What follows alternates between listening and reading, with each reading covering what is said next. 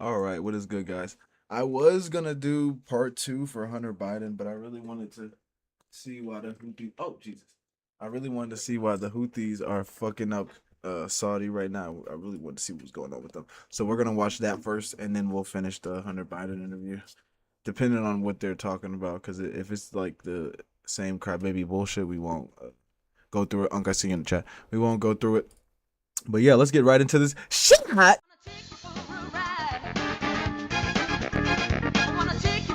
The bitch shaking it, showing it. You this, you that. We laughing at them together. Oh! So stop treating these like they mean something. Let's go to TikTok.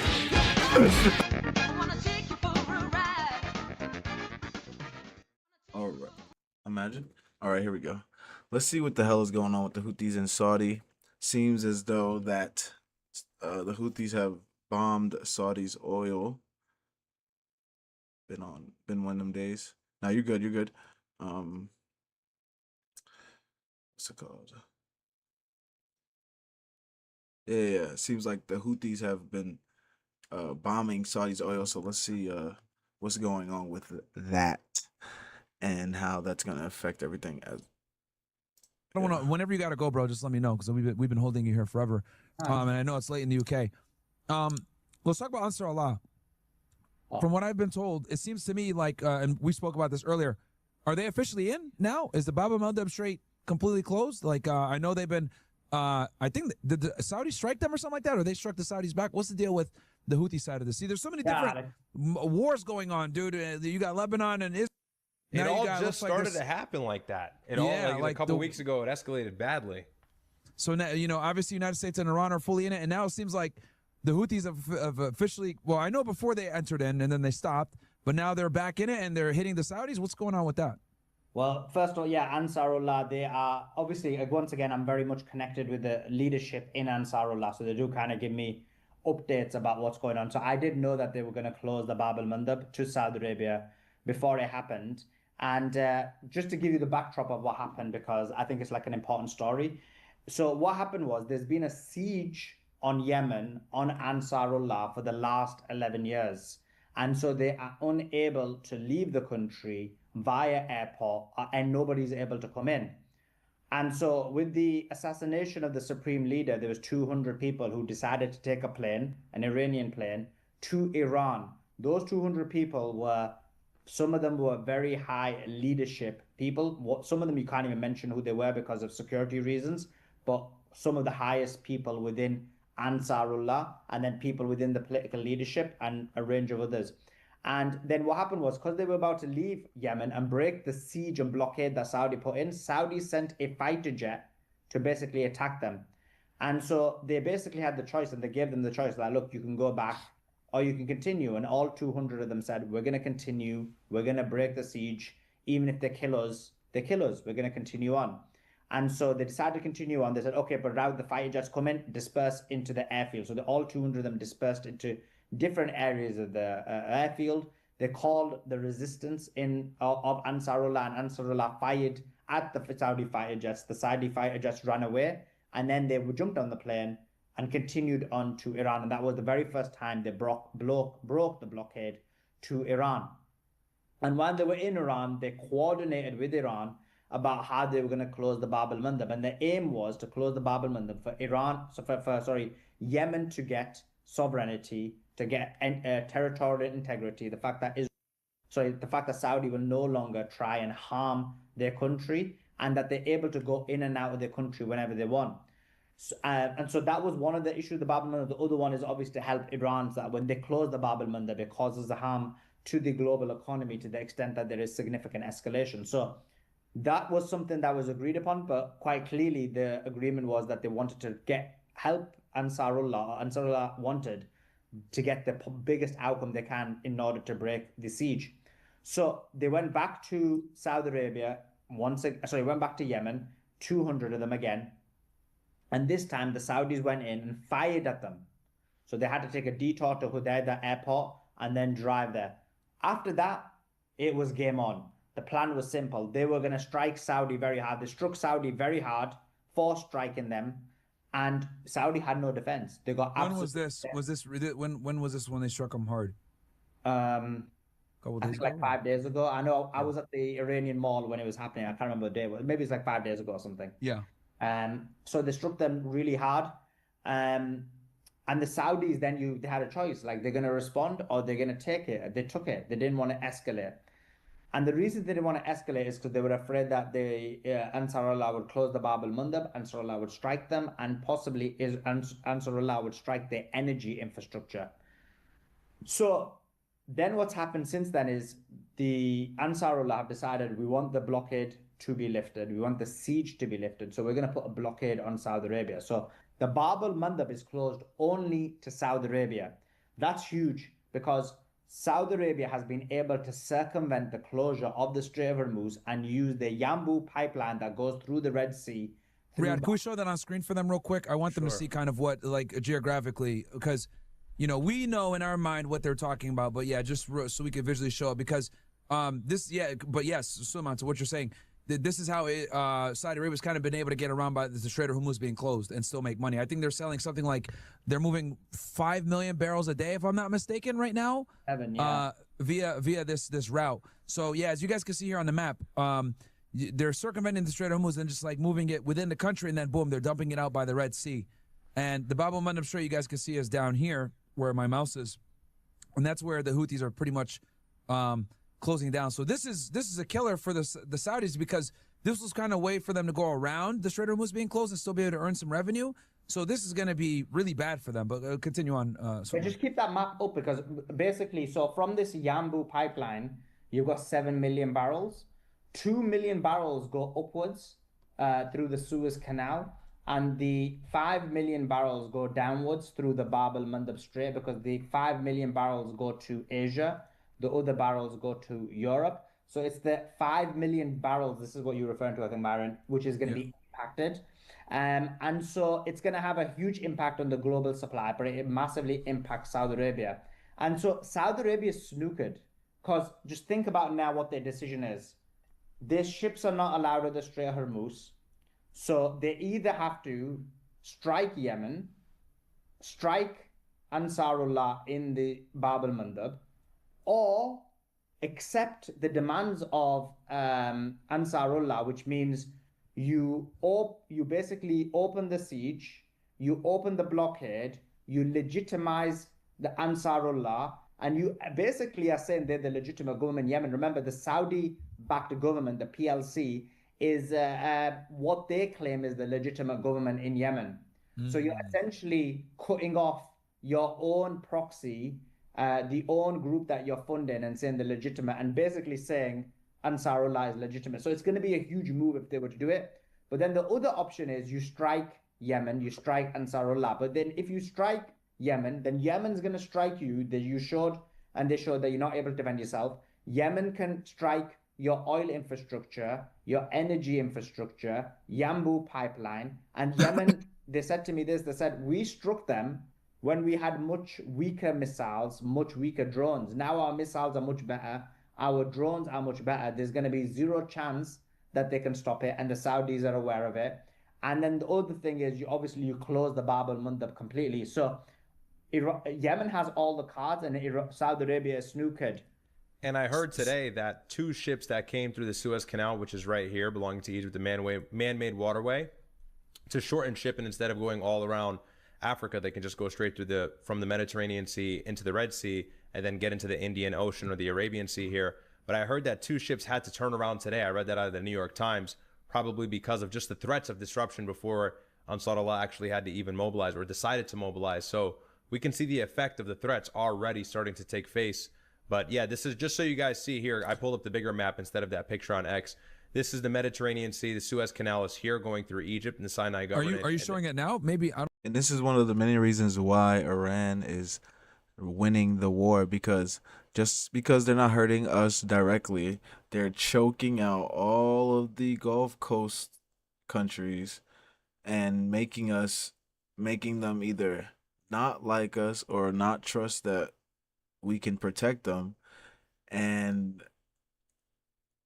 destroying our basically the hands that we had in the Middle East. Like they're basically taking away the bases that we built. Because imagine you've gotten blown up for 100 and something days, 140 days, 100 however long it's been now, and they haven't helped you stop the blowing up. They haven't protected you with the missiles.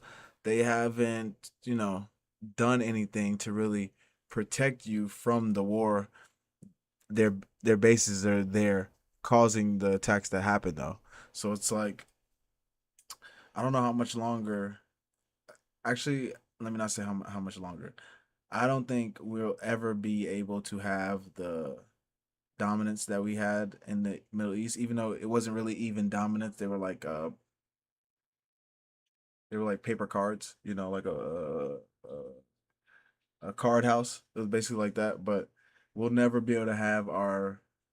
We'll never be able to put the U.S. back in the Middle East like we had it before. That is done. I don't know if I can't see it on your screen. Can you or not see? you- Then I see Saudi Arabia's key oil and gas infrastructure. I just see that map. Oh, hold on. Yeah, you might have to reshare it I again. was cooking the whole time with the map as Suleiman was talking, bro. Okay, can you see now? Yeah, go ahead. Okay, so here's the Yambu, by the way. So this is where the pipeline's coming out of. But so here's the Red Sea, of course, just so the entire all of your audience has context geographically. This is the Strait of Hormuz. So these are the really vital choke points here: the Strait of Hormuz, the Bab el-Mandeb Strait, and then the Suez This Canal. accounts for about 30% with Bab el-Mandeb and Strait. We're talking about 25, 30%. 32% This is of the 20 world's from the Strait of Hormuz, and then 12% here. for the world's oil. Yes. Just oil. We're not Yes. talking gas, right? Because this is Europe's, exactly. So this is Europe's access point. So from the Mediterranean, if they didn't have the Suez Canal and of course the Bab el-Mandeb Strait, well then look at that. Obviously they'd have to go through all the North Atlantic and South Atlantic, but because of this they can circumvent, make shipping a lot quicker, and we know these cargo vessels, these oil vessels are very slow, and go through the Red Sea, cut through, and right away they're in Asia. Okay, and I believe Asia is the #1 customer of all of the Gulf export for energy. So that's huge. Obviously, any of these ships coming through are going to have to turn around, and this is where Saudi Arabia is circumventing the matter into the Red Sea. So Yemen really does have them by the balls, pause, if they decide to close up the Bab el-Mandeb Strait. But go ahead, you were going to say something? And Suleiman, is this all like Ansar Allah wants official recognition by the Saudi government? Is that what their main grievance is, or is it all more related to the conflict between the United States and Iran? No, they want the blockade and siege lifted. So it's very much that the blockade. You mean the Strait of Hormuz blockade on Iran? No, the fact that Saudi does not allow anything to come into Sadr airport and does not let anything leave from Sadr airport in Yemen. Okay. And so what it means is that you basically have a blockade where no food, no medical supplies, no people are allowed in and out of that basically airport. So that's the blockade. But what happens is by them lifting the blockade, the byproduct of that is you essentially recognize them as a legitimate government. As a legitimate government. Okay, so that's why they don't want to do it, because they don't want to recognize them. Because for a long time, they've been trying to kick the can down the road with not recognizing these guys, right? Yeah, exactly. Now, what they've done is, because they're snookered, they made a big move today, which was one of the most crazy moves we've ever had. How long has that blockade been going on at the Sadr airport? 11 years. Oh, okay. It's okay. Fair. So they wanted, okay.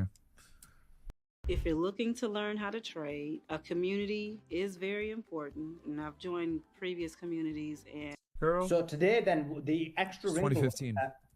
So the extra wrinkle was, first of all, what Riyadh said, 2 vessels went back. Actually, it was 2 at that time.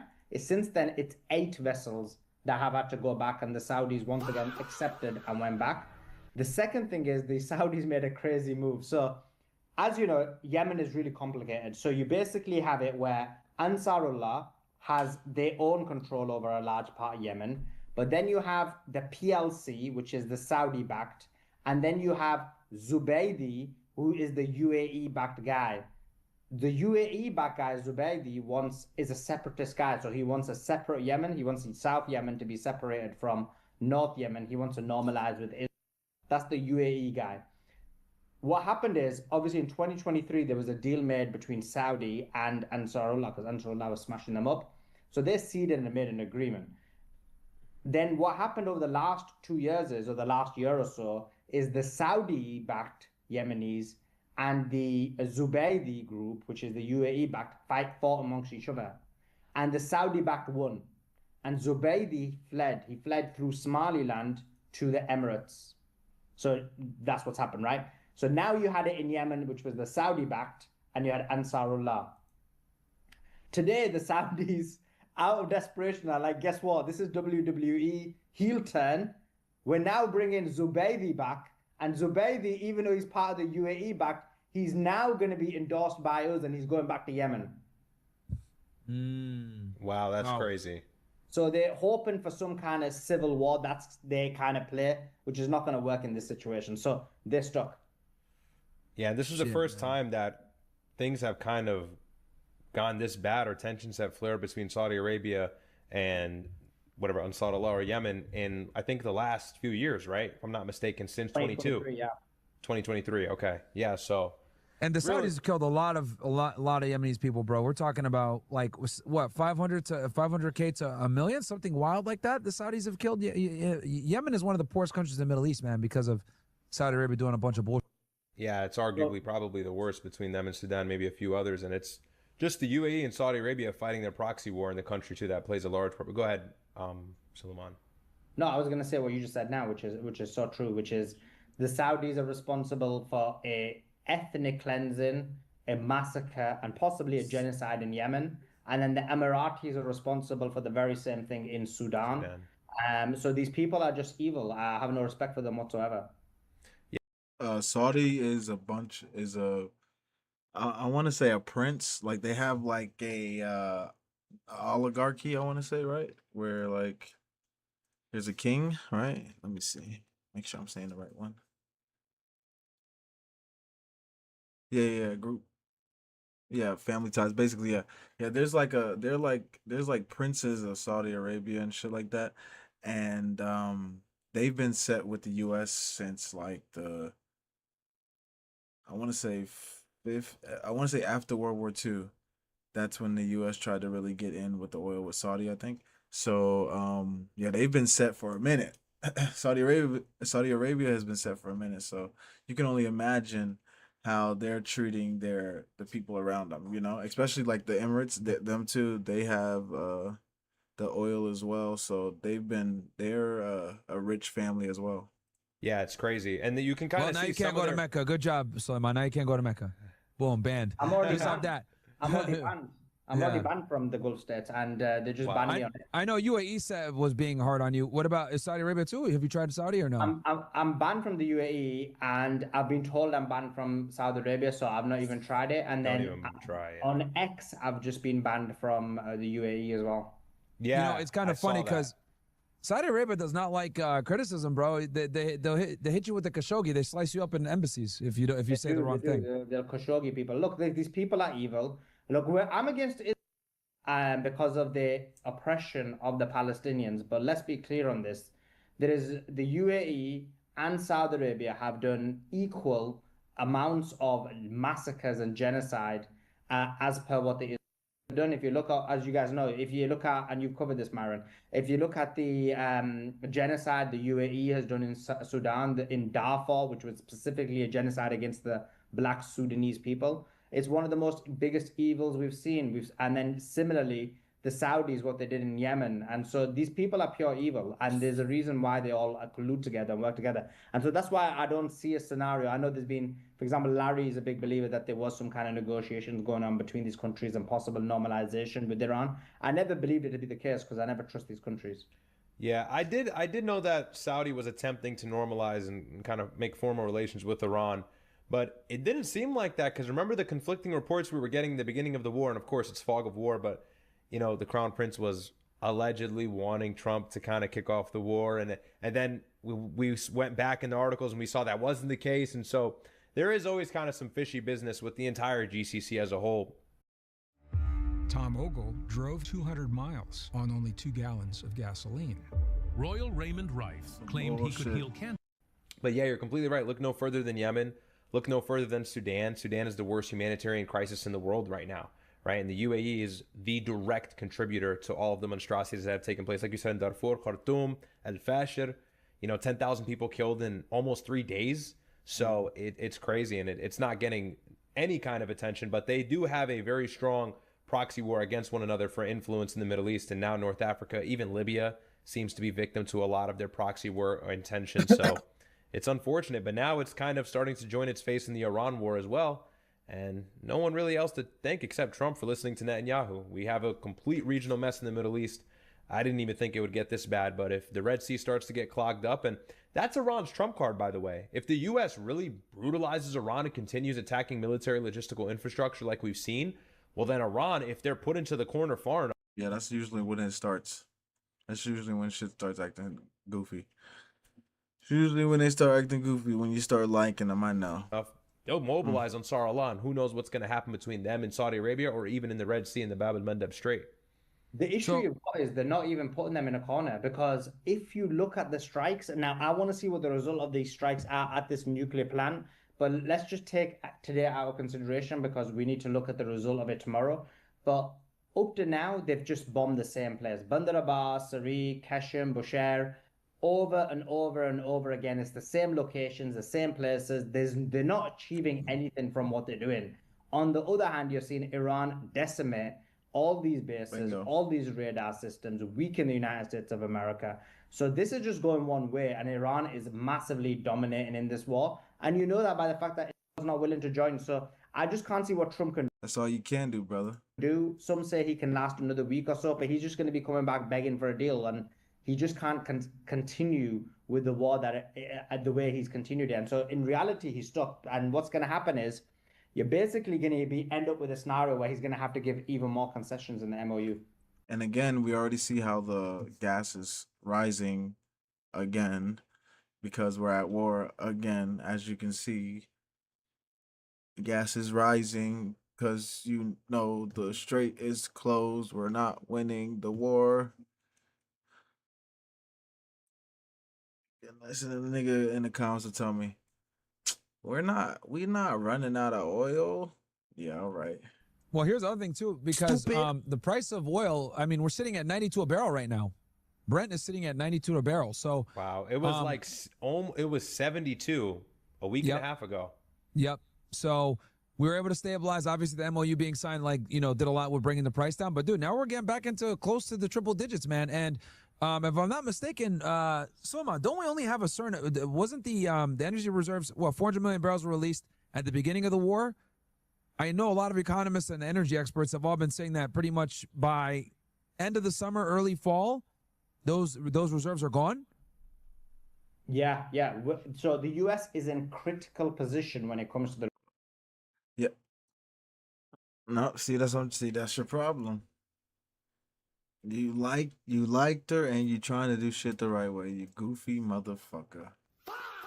That's your fucking problem. You gonna fucking learn. You're gonna fucking learn, okay? It's okay, we all had to learn. It's alright. We all gotta just let the monster out. It's okay. That's how it has to be. I wish it wasn't like this, but it's the only thing we can't do now is let that monster out. They said it ain't supposed to be, it sure ain't. The reserves. So now they're on the lowest level since 1982. They're down to about 300 million barrels. But the thing with the 300 million barrel reserve is that's not actually the real amount, because if you look at the reserves, they're basically in these taverns, and they're in multiple amounts of these taverns, and the taverns can't go below a certain percentage, and they have to treat them all the time because they'll just basically fall within each other, and then they'll be inaccessible. So based on that, what they say is, even if you say 300, in reality, the accessible amount is about 120, 130 million barrels. Then you have it where the type of oil it is, whether it's sweet crude oil, which is the type of crude oil that they actually need for the jet fuel, for the for the jet fuel, is again being very limited. And so you've basically got it where they're in a critical amount of fuel left, and they have to use it for military purposes and domestic purposes as well. and they haven't just got enough. And so some experts are saying that the United States of America is probably going to run out within weeks. And Yeah, no, not it's a and good I know that situation. was a big part of the reason why Trump needed to sign the MOU the first time around. He said it, right? He Yeah. literally said, I've been told we've only got 30 days left. And then you went back to war. It's crazy. Yeah, because I remember at the beginning. In that What? event, I would say he was the most, I was like, wow, this guy gets it. How can that Trump be taking the US into war previously and now? Because he said two key things. He said, we're out of oil reserves. We're going to be run out in 30 days. Perfect He said that, statement, perfectly accurate. and he said that at the G7 summit. The other thing he said is we can't continue sanctioning countries because if you continue sanctioning countries, people will jump off the dollar. And then what will happen is the dollar won't be the global reserve currency. And we can't have that. People need to have trust in the dollar that they won't get sanctioned and the money won't go stolen. Another great point he made, right? And then what does he do straight after that? He goes to war and starts sanctioning everybody. Like, what world are we living in? Yeah, man. Just the erratic behavior is insane, dude. It It's really like one makes day. you. It makes you believe he's compromised for real, because it made no sense to reignite the conflict when we had peace at the doorstep like that, or at least some sort of diplomacy.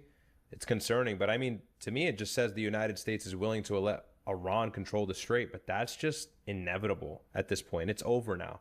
That 21-mile passageway is theirs, and unless we completely turn Iran into a parking lot, it will continue to be theirs, and they will control it. Yeah. They will impose their will on it. They will make money on it. It will be lucrative for them. And it seems like the United States just can't sit with that reality. So we try to intermingle with Oman and guide some vessels through, and we provoke Iran. And then we're back at war. So I don't know. I just wish somebody in this administration would make the right call. And that's kind of why I want them to lose legislative power after November so they can stop the war. And I thought they would take an off-ramp by now. I thought there would have been an off-ramp to give a buffer for midterms, and it's just like it's getting worse and worse. So I dare you to. It's getting worse and worse. All right. And with the Houthis shutting down Saudi's oil route, the pipeline, and then next closing the other strait. Oh my God. Oil is going to skyrocket. Y'all don't understand. These niggas control 20% from the strait, and then the Al Babalaba strait is 12%. That is 32% of the world's oil. That is 1/3 of the world's oil that they have.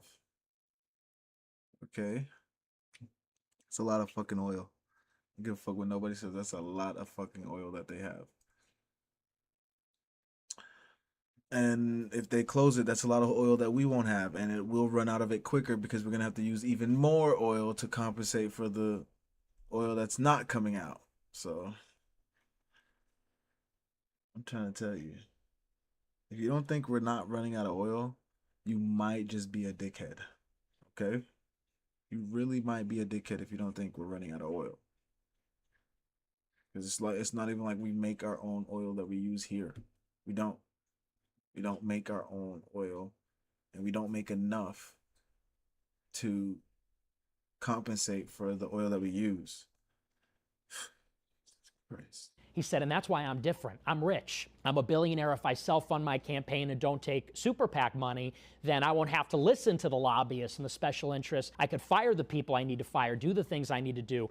That was like a very powerful message in 2016. And after 4 years, I was one of the people even back then that said, look, it never materialized. He did wind up taking super PAC money. He took APAC money for that matter, Sheldon Adelson money at that time in 16. Even in the first term, bombed Iran. In the first term, didn't build the wall. In the first term, didn't even reduce illegal immigration until 2019. And I remember the timeline perfectly because I covered it every day. It was like in May and June 2019, 20-year illegal immigration high in terms of month over month. But why did I go for him in 2020? At the height of the pandemic, we all thought on the right that if anyone other than Trump was president, you were going to get a vaccine mandate, which we really didn't want to be forced to take the vaccine. We thought the lockdown might never end. We thought that censorship would kick into overdrive. And so we said, really, it's unacceptable that anyone other than Trump would just be a disaster. And then obviously Biden came in, and I don't think it was as bad as we thought it would be, to tell you the truth, honestly. But by 2024, I mean, I was out. in 2024, because everything you're saying is totally true. And I was telling people on my side, I was saying he's not going to build the wall. And I know you're against that. He's not going to do the mass deportations, promising that. He's not going to start no new wars. I said in 24, he's going to take us to war in Iran. And the Ukraine war, I said, that's not going to end in one day. Too complicated. We're already in it. And so I didn't vote. I didn't vote in 2024. And I told my followers not to vote for Trump for that reason.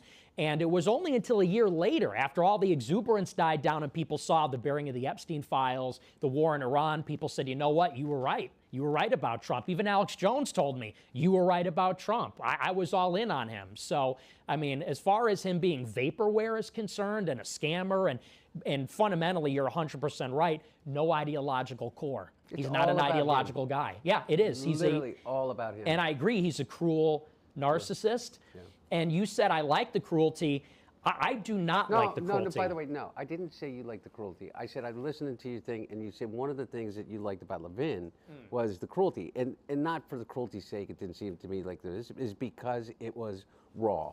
Dazzling, it was, yeah. And that's so I'm not saying that. No, but I agree. I think he is cruel. And even what he said on Easter. I mean, we're Catholic. On Easter Sunday, he says we're going to annihilate Iran, and then he made fun of Allah on Easter Sunday. So, you know, that kind of stuff, it just totally turned me off entirely. Is there anything that you think Trump can do to, like, regain the support of the, I guess, Gen Z and millennial right? No, it's over. People see what he's made of. And Hunter's right. He's a liar. He is a liar. He is a bullshit artist. And especially, you look at what he did with the Epstein files, with the war in Iran, what he did to Thomas Massie, you realize that if you are America first, you have no place in this Republican Party. Because he said it. He said our Republican Party, or rather, he said MAGA is Mark Levin, Laura Loomer, Randy Fine. He said, and who is not MAGA? Megyn Kelly, Tucker, Alex Jones, Candace. And I think most Republicans said, well, we're with those other people. We're not MAGA anymore. So what do you think happens, Nick? I believe that we need radical change. And I'm not talking about violence or revolution or things like that. I'm talking about the only ways that you can have this kind of radical rethinking of the system. Like, there's so many questions. Like, what do you think about the Epstein files? What do you think about the accountability? Or do you think that he's broken the system to the degree that we now are basically in a dictatorship light? No, I have a lot of confidence only because I think the Democrats are going to take the House in 26, which I support. I'm telling my people, vote Democrat. We want the Democrats in the House because what they're going to do is they're going to use the oversight powers to bring all the corruption to light. Because I know Republicans will watch this, and when you say, you know, we didn't commit crime, they're going to be skeptical. However, for the sake of argument, let's say the income you made during Biden was ill-gotten. For the sake of example, it's just doesn't hold a candle. It doesn't even come close, doesn't even touch Jared Kushner, Howard Lutnick, Steve Witkoff, Don Jr., Trump himself. It's just a different sport. It's a different game entirely. And I want all that corruption to be revealed. And I think the Democrats are going to do it. I hope they get impeached. I don't think they'll be removed from office. But I think it'll basically drag this administration to a halt. And then in 28, I think there's an opportunity for a clean reset with both sides, right and left. Whenever you talk about Trump, sometimes you explain this like nightmare scenario that revolves around a Vance presidency. Yes. What about J.D. Vance being in power scares you so much? He's a Peter Thiel clone. Like, the fuck? Big Tech raised him. We don't want Big Tech.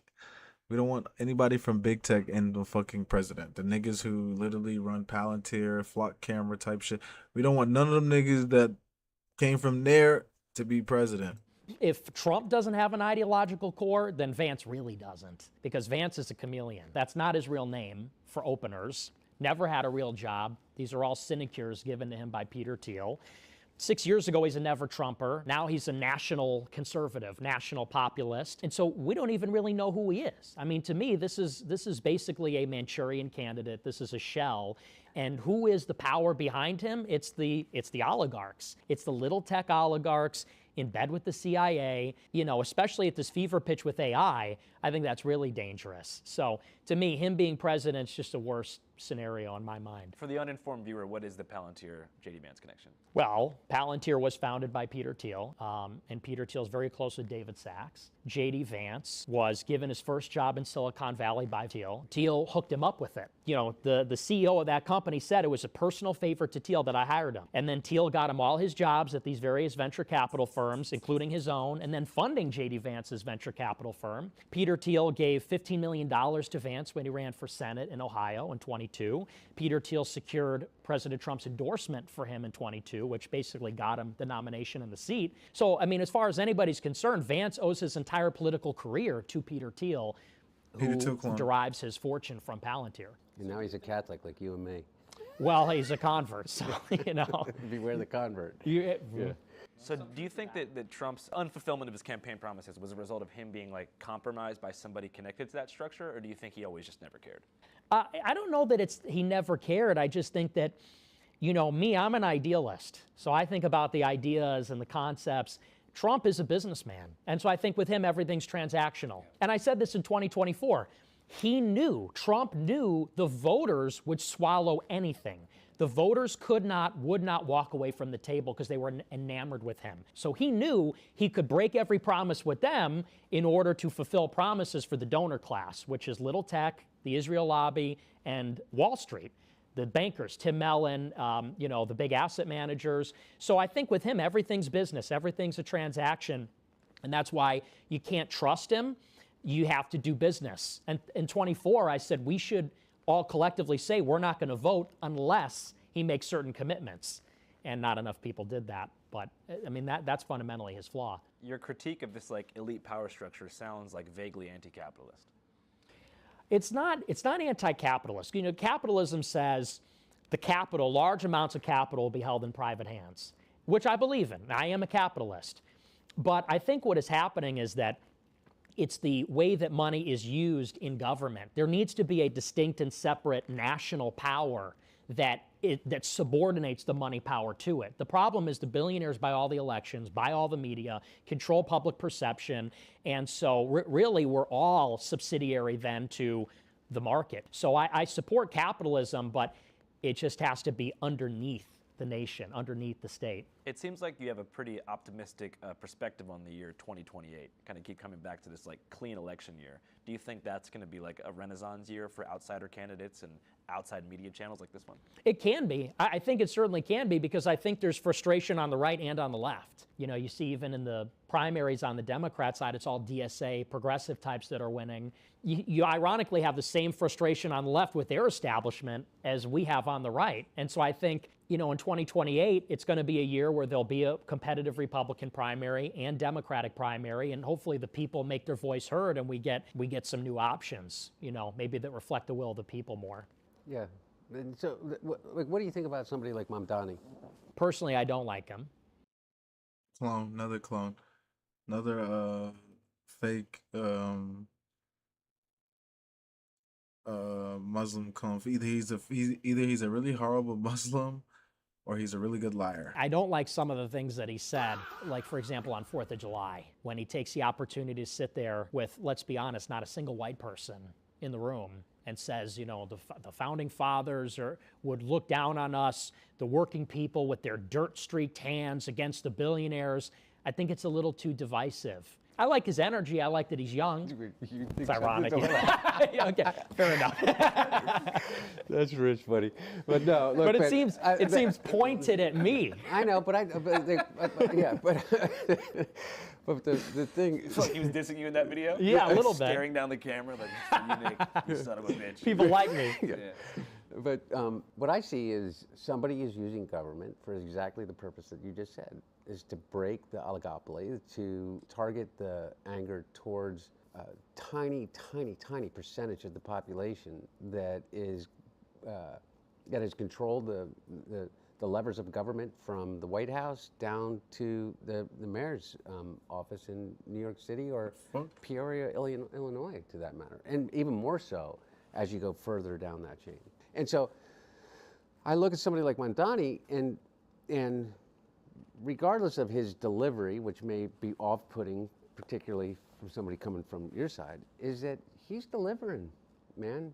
you know what? I mean, he's really delivering. You know, like I saw somebody going after Mamdani for some of this stuff, and particularly about rent control. You know, I was like, well, how do you think that the middle class was built after World War II in the GI Bill and rent-controlled buildings that created those communities that we were talking about an hour ago? Created the availability for somebody that was 26 years old, that had a job with the MTA, to be able to live and work in the city and put the kid in a school with the idea that they would be safe walking there, and go to a park that, you know, where the water fountains worked. That's what I see him trying to do. I mean, by the way, it's just so tired and, you know, ridiculous. He's a communist, like it's about the communists. Like, who even says that anymore? Nobody, like, you know what? We're just 1981 and, you know, we're watching Rocky V and worried about the communists, you know? Okay, this nigga's just yapping. Let's get into these after hours. Captain Time says, ladies, choose one. And guys, it's Friday, so we'd like to have your guys' questions kind of, you know, run the show. Tall but broke. Choose one. Tall but broke, gym body but no brains, has money but cheats a lot, rich but ugly as fuck, or big but 5 foot and makes $50K per year.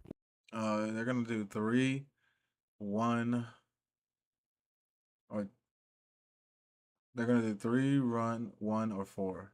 Okay. So we'll start with Ms. Worcester. What's the name? Which one are you gonna pick? What's the one you want to pick? No, keep it up on screen. Yeah, there you go. Thank you. Rich but ugly. No, shot of fresh. Okay. What the? Chris.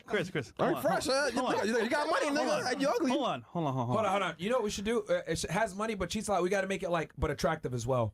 But has money doesn't mean you're spending money. That's a good point. True, but well, both of them are rich, but we have to make the differentiation. 3 is rich but attractive, but cheats a lot. So he's like 6'3", he's like your dream guy, but he cheats a lot. He's gonna have other women. Can I say this real quick? Yeah, go ahead. Go ahead. For all my niggas that are ugly out there, right? Understand? You're winning because, listen, the good-looking guys, bro, they get too many offers. They don't know what to choose. Us, we get real clientele because, you know what I'm saying? We survive out here. We find ways to survive. So you're good, brother. So Chris, that was on. The fuck is this nigga talking about? This me. I love that, bro. No, you're fine. Yeah, yo, it's funny, if you're ugly, they think that you don't cheat. So it's great. Yeah, facts. It's better. Oh, he can't cheat. I think ugly as hell. Yo, I'm lying. Fresh be slick as f. No, I'm lying. So I'm Nigerian, yeah. So now it's gonna be for number 3. It's gonna be has money, and he's attractive. So like, and he's tall. He's like your dream guy, but he cheats a lot. So 3, add in that he's a Chad. Okay. So for you, you're gonna take rich but ugly as fuck. Yes. Okay. What about you, Miss Charleston? Ooh. Let's go tall but broke. Okay. Told you. I see where her priorities lie. She was over. NBA style? Bro, Gangnam style? From the divorce. Yeah. He probably has money. She probably made out good from the divorce. Money's not the issue. By the way, he's tall. He's actually black. He's not Arab. And he's very rich. No, I mean, no, he's broke. Well, he's broke on paper, but you know. What'd you say, man? Well, see, that's why I said tall but broke. You can look broke, doesn't mean you are. Ooh, yeah, but let me be real. He ain't paying you nothing, though. But trying to suck that's all she needs. That's all she needs. Mine is. She's trying to I'm definitely choosing number 4, rich but ugly as fuck. You're choosing number 4 as well? Absolutely. Is that your man? No, he's not ugly. They really want to choose. They really want to choose this, but this is like the safest girl answer without looking like a fucking, pick me, So what do you choose what he is? You asked me to choose. I'm not going to choose what he is. I already got that. No. Oh, so you want to? And he's not. You want to, nigga? I mean, if I can, I will. Okay. Okay. That was easy. Okay, my bad. Queen, my bad. Wait, hold on. Is your guy black or white? He's black. Is he Haitian? No. He's like. He's foundation. He's foundational. He's absolutely a nigga. Okay. Do you make more money than him? Yes. Yes. Oh, okay. It's pretty obvious. Yeah. Obvious. All right. Yeah. What about you? Pull up the list again. Oh, my bad. decision. Okay, so I'm down to 3 and 4. Okay. What And did I say, remember, guys? 3 is like, What did I but they're just- tall what and did I good say? looking, and like he's a Chad. But yeah, he. Yeah. So Yeah. which one is it? Which one's funny? Rich but ugly, or rich but cheats a lot The thing and is, is good looking? like for me, they have to care about their body. So I'm probably gonna have to go with 3. He just has to get tested. All right. Fair. Okay, fair. Trying to tell you All right. guys. What about you? What's going on? I'm gonna go with rich but ugly as. I'll guess. What did I say? Okay. Yo, hold on. Start the show. that'd be Start the What did show. I say? You know what's funny about life, right? What? In school, ugly kid was bullied, made fun of, It's true. didn't get no Ain't my play. grace. He was like a nerd, you feel me? Then over time, he evolved into like a butterfly. His wings were spread out. Had the cars, the lifestyle. Yeah. Got a lot, Okay, I got was a trying lot to figure of out what it attention. was. Bro, you a And then- moth. And fast forward, the Young bottle nerds, guy. ugly got money now. And guess what? Survival is a real thing. Women can't survive without men. So guess what they're gonna need? Gotta Us. put A some moth. taste. Moth, Let's nigga. go. You're a moth. Nah, Chris, you're alcoholic. All right, cool. All right. at least I didn't Play moth. the game today. I gotta do some All DoorDash right. 'cause I need to what make about you? some Of money so I can the. get some. Oh no, you some said rich gas and in ugly, my right? fucking Yeah, rich and car. Okay. Cool. And then what about you? Because You my had to pick one. job hasn't fucking dropped my This is check yet. hard. These bastards. Probably Come on, man. That's what she said. number Song one. today. all but One? broke. Tall but broke. Oh, it's Christian. All right. All right. Trying to get off our game today. I'm actually shocked at how many girls went for tall but broke.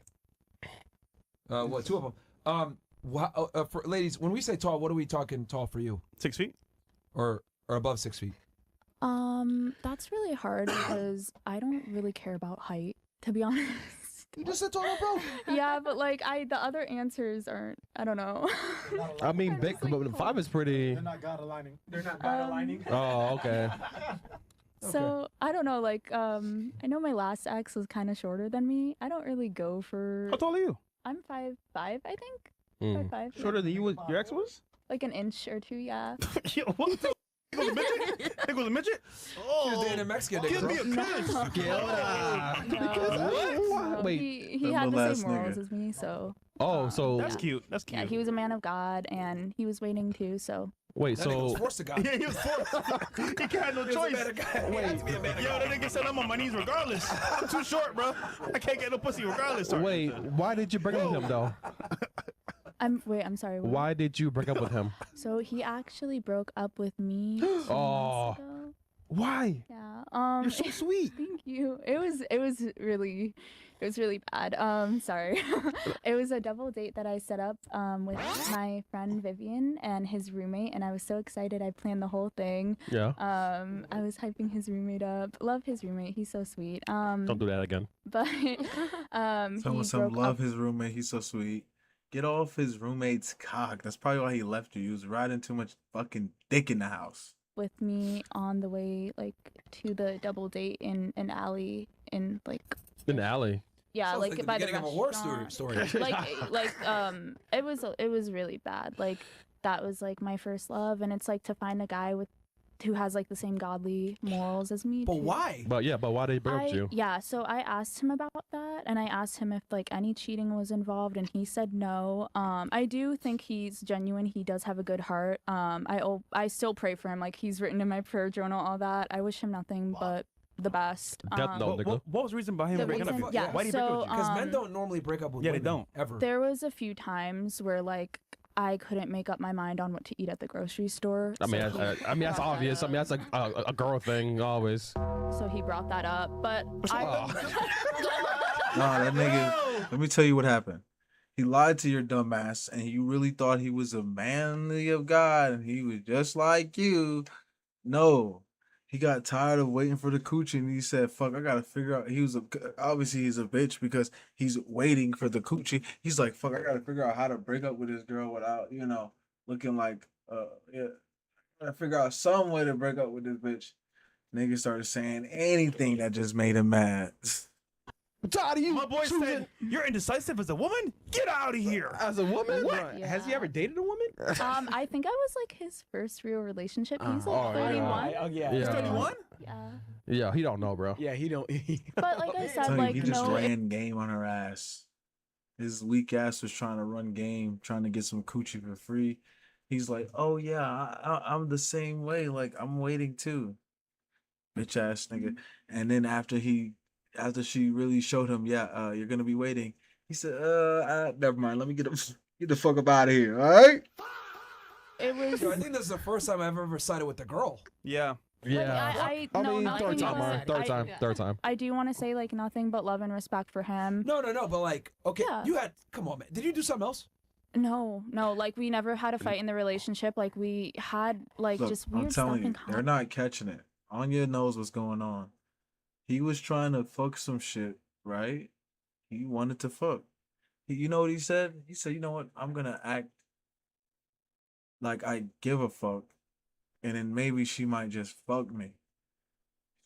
Then he realized, damn, she ain't fucking me. Let me just make some shit up so I could disappear in peace.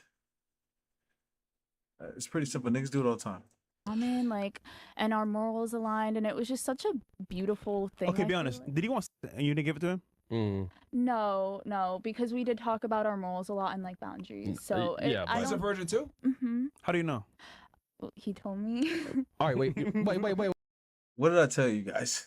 They didn't catch it. I caught it as soon as she said some shit like, oh, he told me I was in this, some dumb shit. Of course he said some dumb shit. He just was saying dumb shit to get away from you because he was trying to fuck some shit. And you wasn't letting him fuck shit. I'm trying to tell you, I have talked to too many females. I understand the womanese. It's almost like a second language. I promise you, it's real easy to understand once you start talking to a lot of women. But I'm telling you, it's like a second language. It's so easy to catch. I heard it as soon as she said that shit. If that nigga's not 18, we can't believe nothing he's talking about. That nigga was 41. He said he was a virgin, and you believed it? Yeah, you were. How old is? I hope this bitch is 18 or something. Because Stupid. Wait. You know what? Do you masturbate? No, sir. No. Would have you left him if he was not a virgin? Would I what? Would you have left him if he was not a virgin? So my thing is like, Let's say you hooked up with some chick. Like, would have you left him?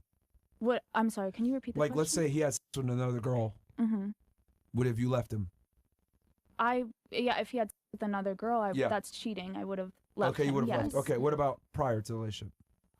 If he, so you're saying like if I'm asking both scenarios. So, Yeah. okay, you would leave if it was a relationship. Fair. Yeah. What about before the relationship? No, sir, because I think that like obviously like we are a new creation in Christ when we come to the Lord. So like if you say if like he wasn't a Christian before, that's like understandable. Like Okay. So him being a virgin wouldn't have him being a him not being a virgin wouldn't have ruined it for you. No, Okay, because like alright. I said, like you're a Fair. new creation in Christ. So. Okay. Yeah, they're looking at her like she's crazy. Oh, the girls? Yeah. I mean, no, it's. But understandably, you are on the right path. So don't. Yeah, I'm just trying to Yeah, you like are. Don't be fair. it depends on how old she is. She's 18. She's on the right path. She's 30, 27. She's cooked, brother. Afraid. All right. Don't. I gotta know how did the interaction go in the grocery store? Like this must have to really crash out. In the to alley? No, to even my break up with dad you in is the alley. In the alley? confused.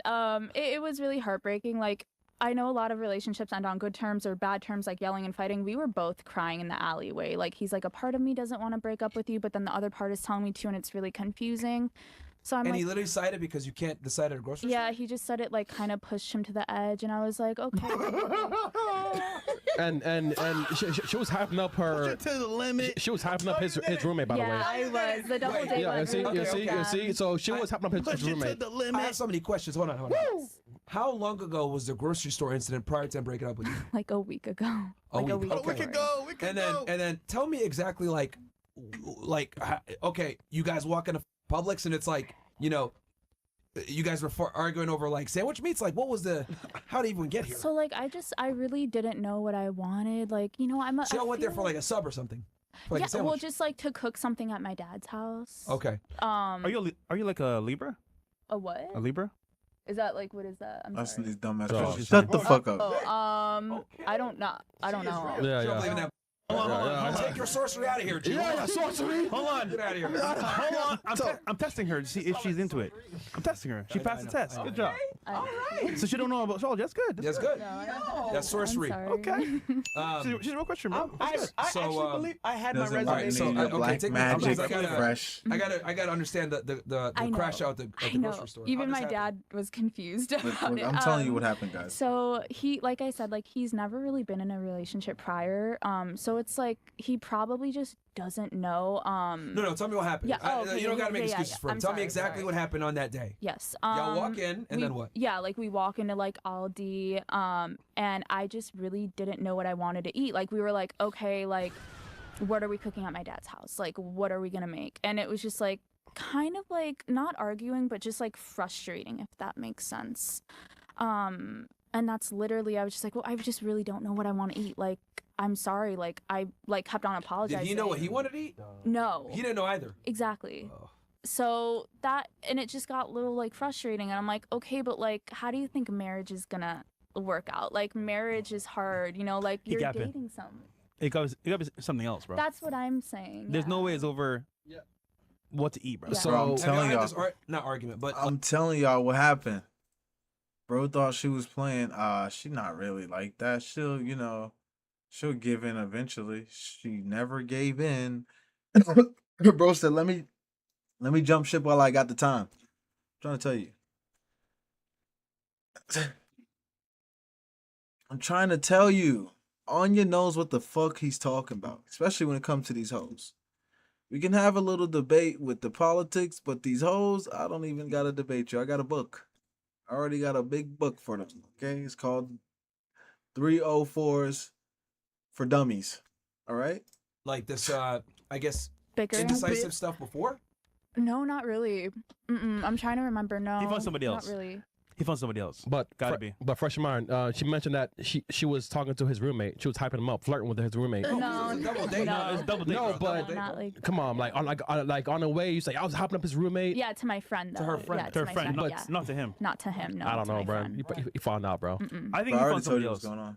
I do. A part of me wants to believe that because like obviously everyone lies, but like he genuinely had a good heart, and I saw that. Like I said, like no bashing, no hard feelings. No, you don't gotta bash them. Yeah, Just it's like, sad. Niggas know how to play their role till they get that coochie. What? Duh, he had a good heart. That's why he wants you to think about that in the back of his head. So when you do feel like giving up some coochie, she's like, should I give it to the guy with the good heart who, just treated me right? Trying to tell you, it's all a mind game, guys. Like 41. There's no way this guy is a virgin and he's completing his sentences. He's not like sweating. Like, come on now. Did you guys ever have an argument before that or a disagreement ever? I can't. No. Like we had everything in common. Like it was. And how it long was were y'all like a together soulmate. before y'all broke up? We would be going on so we met August last year on a Christian dating app, and so it would be probably like, Christian mingle? I think 6 months we were dating. 6 months you guys were 6 months, together. yeah. Stop it, girls. It's not funny.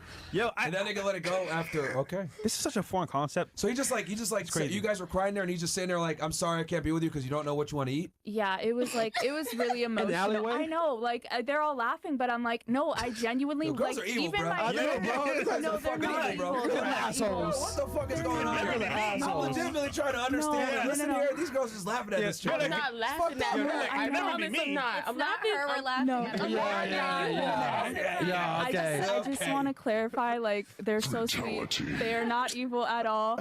Evil as They are not. No, you guys are so sweet. I just want to say, even my dad was really confused. Yeah, you gotta forgive me. Everyone was confused about why he broke up with me. Like, that's why. That's what he told me. Like, I was just like, did you cheat? Like, what happened? He just, that's what he told me. So this is a rare occasion where like, I'm sure you're on the same page. Because bro, you be able to answer this better because you come from that world. You know what, Fresh? There's only what? Should we call him? Oh, can we call him on the phone? Ah, really? Like, I deleted everything, like photos, all that. Like, I'm sorry. You capping, bro. No, I swear to God. Hold on, there must be old texts. No, I deleted everything. It was a really Instagram page? heartbreaking. Yo, no, it was IG? really hard. Nope. Blocked Hold him. on. I got way around this, Chris.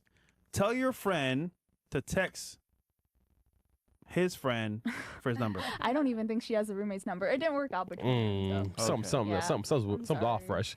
Something's off fresh. I know when I tell people about the breakup, they're like, "You guys were so in love. What happened?" I'm like, "Yeah, I really thought like I'm gonna get married someday, have kids." Chat. Look. I'm telling you what happened. They met on the app. Bro thought she was probably playing. Let's see how long she'll last. Cause niggas, can act for a long time. He obviously saw, okay, she's not gonna let me fuck. She doesn't even let me do yada yada. She doesn't let me do da da da. Cut his losses, then he got up and left. I don't see why this is so hard to. This is easy. This is like 1+1. She wasn't fucking. He's 41. Come on.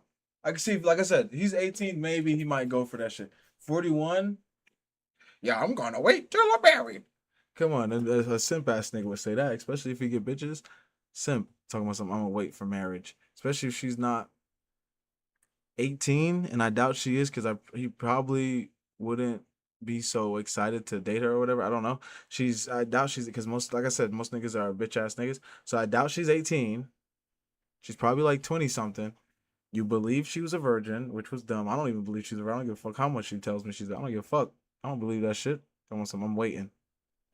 Yeah, all right.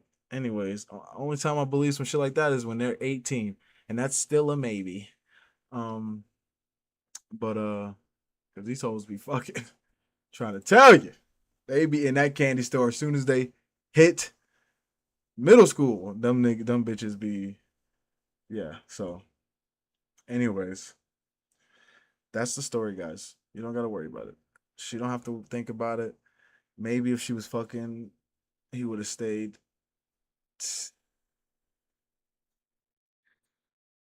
Who knows?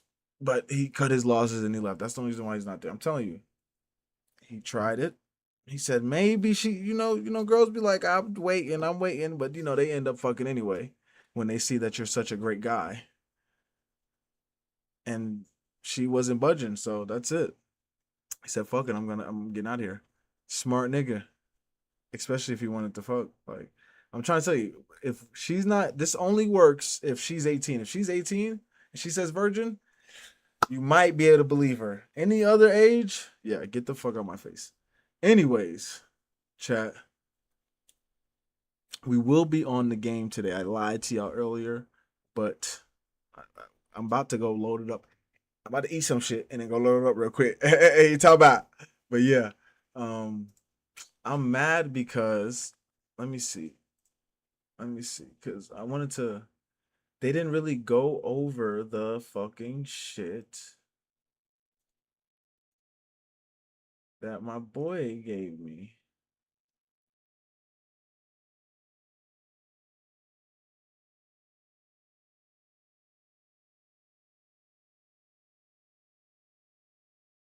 Is that the line?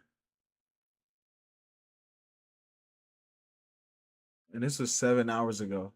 But Saudi Aramco's Abaqaiq refinery has been struck by drones causing a massive, let me put the screen up, causing a massive fire at the facility in the east-west pumping station. NASA firm's satellite imagery confirms extensive fire activity at the site. Abqaiq is the world's largest crude oil stabilization plant, processing 5 to 7% of global oil supply. Saudi Arabia has blamed Iran-backed resistance groups in Iraq for the attack, begun emergency flaring at multiple production sites, and says it reserves the right to respond. Yeah.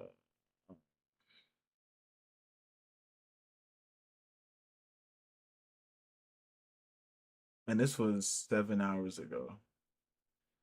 So just Iran is attacking more of Saudi's oil, squeezing more of the economy. That's really the whole goal of Iran to begin with, is just squeeze the economy of its energy and resources and make America look bad for starting a war that they didn't have to and hurting everybody else. But yeah. I am out of here, chat. I appreciate everybody for stopping by. I will see y'all boys on Wednesday. Unc, you already know what to do. Let that monster loose. I'm trying to tell you, just let the look. When you find after you let the monster loose, guys, listen. Here, listen up on you. After you let the monster loose and you find the one that can handle the monster, that's when you then you could open up. That's your girl now. When she becomes your girl after the monster, if she can go through the monster phase and handle it like a lady, that's your girl. You don't gotta be a monster no more after she goes through that. You don't have to be a monster forever. You just have to be able to be a monster. I don't know for how long, but that's all you gotta do. If she can get through that, you can be lovey-dovey, simpy-wimpy, ookie-wookie. You can do all that. Perfect. But you gotta let that monster out first. All right, chat? I will see y'all boys on Wednesday. Shout out to my boy. Peace!